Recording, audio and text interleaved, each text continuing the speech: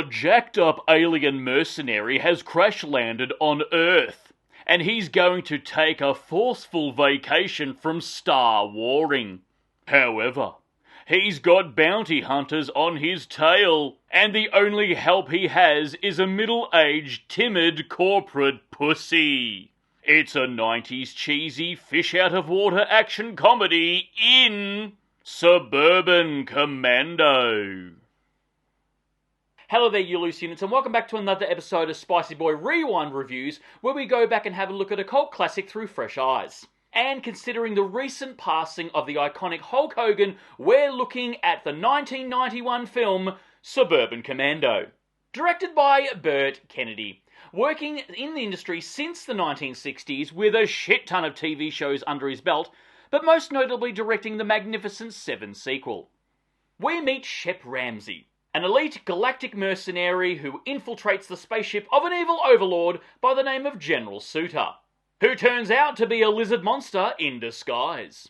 General Suter has kidnapped the space president, but Shep Ramsey's having none of it! He comes in like a wrecking ball, assassinates General Suter, and explodes his spaceship, with Space President still on board. Don't worry about that though, his boss still praises him after the successful mission because Eric Bischoff told him to. However, Shep Ramsey's ship has taken some damage and he's about to crash land on the closest planet. And wouldn't you know it, the closest planet just so happens to be Earth, and Shep Ramsey hates this. Simultaneously, we meet Charlie Wilcox, a timid, middle-class, middle-aged dad who's a loser, desperate for a raise at his corporate job where he's severely underappreciated, is a loser, constantly being pushed around by his redneck neighbours, has years of pepped-up rage, and is a loser. After he pussies out from requesting a raise from his douchebag boss, which is the dad from 10 Things I Hate About You, he goes home to let off some steam in his garage. But wouldn't you know it, his wife Shelley Duvall has turned his workspace into a temporary apartment, so they can rent it out to complete strangers for some extra money. Just so happens Shep is looking for a place to lay low for a while, as he has all of the galactic bad guys on his tail and he needs a few weeks to recharge his ship. As expected, he knocks on the Wilcox's family door so he can rent that apartment. Of course, Charlie is all kinds of curious and has many questions about this humongous steroid machine. So he starts snooping around in Shep's belongings and discovers a galactic arsenal. He decides to give some of this hardware a red-hot go, which of course can only go well. Little does he know that using this equipment is a beacon for any bad guy in space willing to track down Shep. And wouldn't you know it, it just so happens that General Suter didn't die in the explosion. I'm not dead! And he sends 2 enormous bounty hunters, one being a young Mark Calloway, aka The Undertaker, to Earth to destroy Shep. While this all happens, we get some quirky fish-out-of-water scenarios featuring Hulk Hogan. That's covered in melted 90s cheese. He tries out skateboarding, arcades, daytime television, all with much forced 90s hilarity.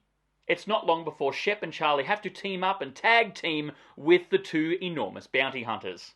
I remember this film when it came out being one of the biggest Hulk Hogan ventures. Or at least that's how it seemed at the time to me as a child. And watching it back now with adult eyes, I see how incredibly cheap it really is. It's fast with many flaws, filled with crappy ADR, and very much feeling like a little kid's movie.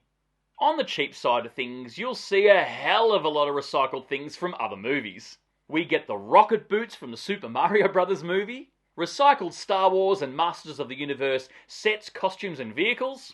Even the PKE meter from Ghostbusters makes a blatant cameo.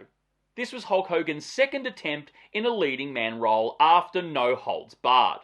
Yes, I know he was in Rocky III, the best Rocky, but he wasn't a leading man in that movie. The budget for this film was roughly $11 million and gross worldwide only made just a little over $8 million. So unfortunately it was considered a financial failure. The film came out right at the end of Hulk Hogan's run in WWF. Yes, that's what it was called at the time. And he would eventually join the rivalry company WCW in 1993. He had an okay, decent run in WCW up until the fateful night in 1996 at Bash on the Beach, when he shocked the world and turned heel, and the NWO was created. I can't do justice to how pinnacle this moment was to us kids growing up. For years we've been told to say our prayers and eat our vitamins by the biggest Boy Scout on television. Yes, we all know now that he was very much the opposite to that behind the scenes, but at the time, we were unaware. This heel turn shook the foundation of the wrestling industry and bled over into pop culture. And it was legit a polarizing moment in entertainment. If you were there, you know how big it was.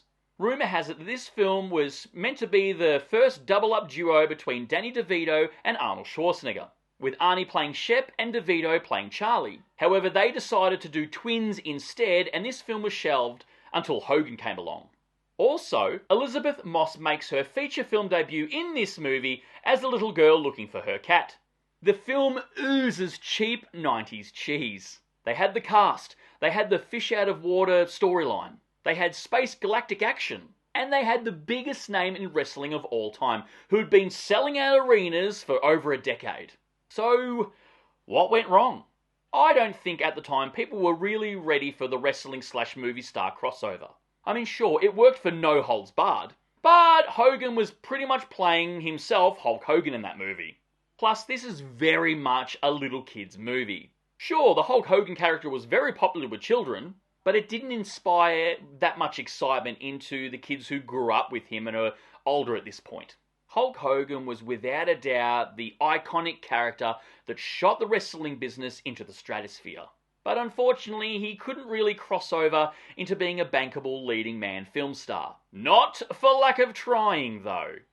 With his recent passing, I felt sort of compelled to talk about one of his most famous movies, and this one being the one I remember most. He leaves behind a complicated history, but you cannot deny he is one of the greatest of all time. No matter what is being said about the man, the wrestling business wouldn't be where it is today without Hulk Hogan, for better or for worse. He shot the professional wrestling industry into the stratosphere and made it quintessential pop culture. Ego and politics aside, he was a true icon. Ask anyone on the street about the wrestling business, and they always bring up Hulk Hogan every time without fail. You can't deny the legacy that he has left behind. This movie is purely for fans who grew up loving Hulk Hogan. It could also be for people who are curious about, the films at that time being a bit of a time capsule. And it is a passable little kid's movie. Hulk Hogan wasn't the greatest technical wrestler, nor was he the nicest guy backstage. However, he is an icon and his name will live out forever. But anyway guys, that's my cheeky little review of Suburban Commando from my childhood. Write down below if you've seen it, what are your thoughts on it, but more importantly, what is your favourite Hulk Hogan movie or moment? And if you made it this far into the episode, please give me a thumbs up because your love and support keeps me going, because I just love movies and I assume you do as well. And of course, don't forget to hit that subscribe icon because I give it an episode weekly. And I'll see you back here next week for the next review, but until then, stay spooky, kids.